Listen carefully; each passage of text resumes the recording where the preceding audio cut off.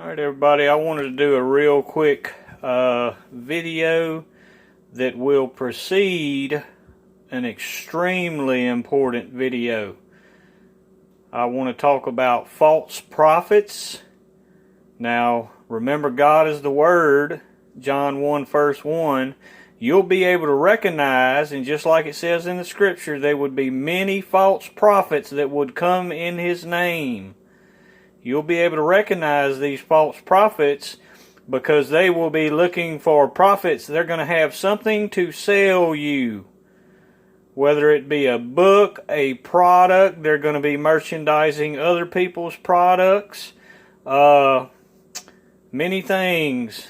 And another thing to look for in a false prophet for sure is, remember, in Matthew chapter 21, when Jesus entered the temple and they were using the church to sell goods, and there was in there money changers.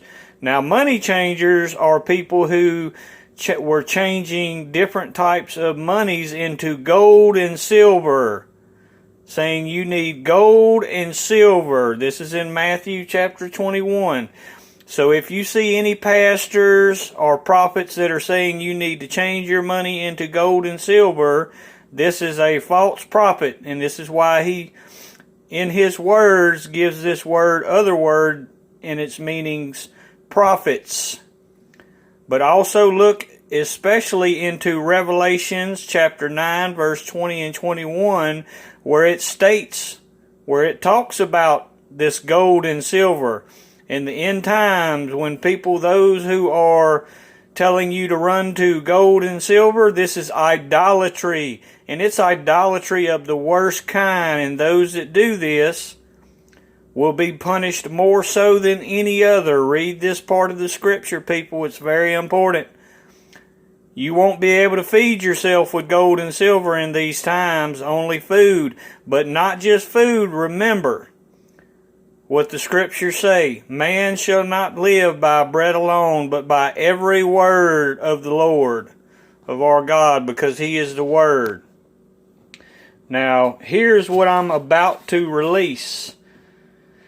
I'm going to, unfortunately, I have to reveal what is to come, because nobody seems to be opening their eyes and changing their ways, in which this is what people have said is Apophis and Wormwood.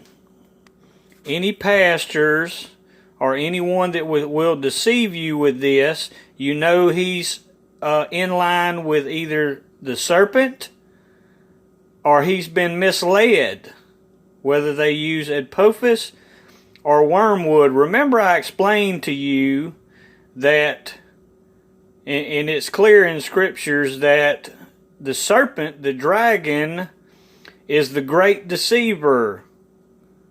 This is a lie. This comet Apophis is named the serpent and the dragon. So anything with his name is also the great deceiver and father of lies. This is to distract you from repenting and coming to God by making you think this is going to come at a much later point. This is the only reason this. So anybody who's giving you this Apophis prediction, it's a lie, people. It's deception.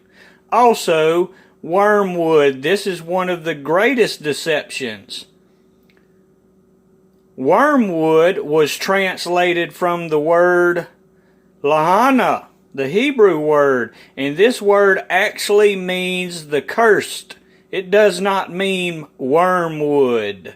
It means the cursed, and I'm going to reveal everything.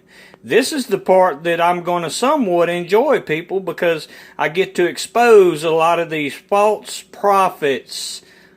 I get to show exactly what's going on, and that's really the only reason I'm going to enjoy this, because just as Romans chapter 1 verse 22 states, men who believe themselves wise will be made fools by God's appointed. You're fixing to see it. You're about to see somebody who truly knows, reveal it, and not just reveal it with speculation or stipulation.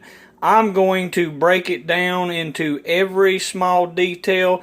That way, when you see it, you'll know that I'm completely accurate and put it completely in line with Scripture. So, y'all be truly amazed at what's to come, people, and just how accurate the Word is. You'll see that God is the Word, and He is truth. And you'll see who the false prophets are and what's truth. So, y'all prepare yourselves. Watch out for the false prophets.